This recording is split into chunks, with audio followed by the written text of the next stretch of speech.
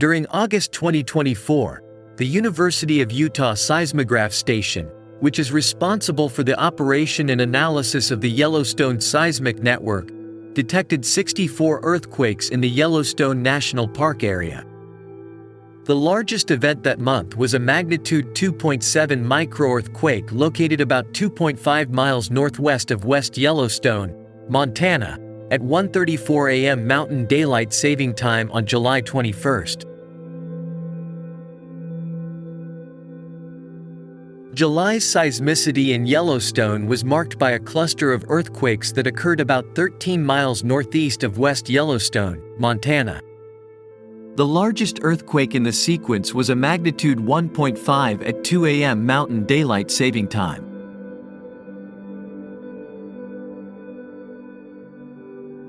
Earthquake sequences like this are common and account for about 50% of the total seismicity in the Yellowstone region. Yellowstone's earthquake activity is currently at background levels.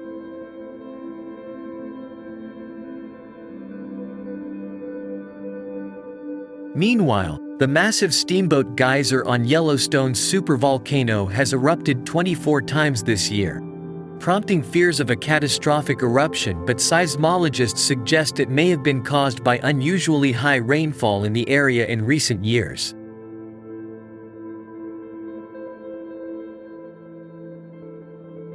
Mike Poland, a research geophysicist at the Cascades Volcano Observatory, said that while the region remains a very dynamic place, with high levels of volcanic activity, there is no reason to think it is behaving abnormally in a way that would indicate a major eruption is possible.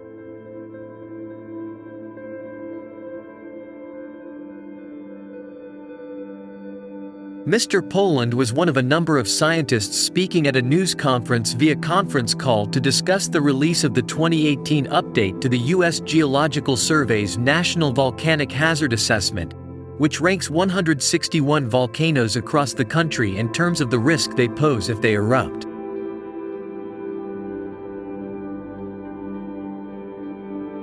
Yellowstone, located in Yellowstone National Park, which spans 3 U.S. states, Wyoming, Idaho and Montana, is ranked 21st on the list, with an overall threat score of 115, and is rated in the high-risk group. Hawaii's Kilauea is ranked first, with a score of 263.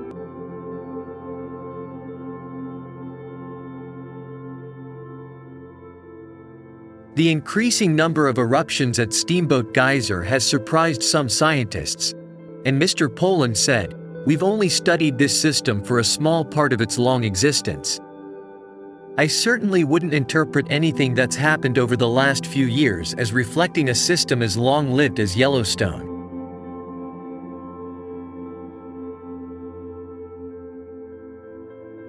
But I think there's something to the idea that there's been some hydrological change, and that's probably why we're seeing, for example, Steamboat Geyser, which normally erupts every few years, has been spiking quite a bit. The geyser has erupted 24 times this year, but Mr. Poland said, "That's not unprecedented. Geysers have erupted dozens of times a year in the 1980s and 1960s, so it's not really new."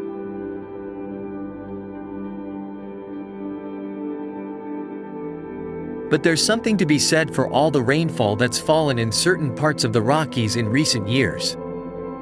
There may be more water available to be heated by the hot rocks and then produce these eruptions.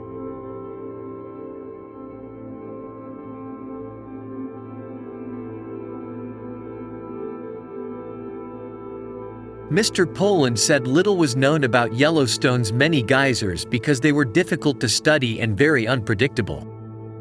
He added, "Most geysers are not like Old Faithful, they don't erupt on a schedule.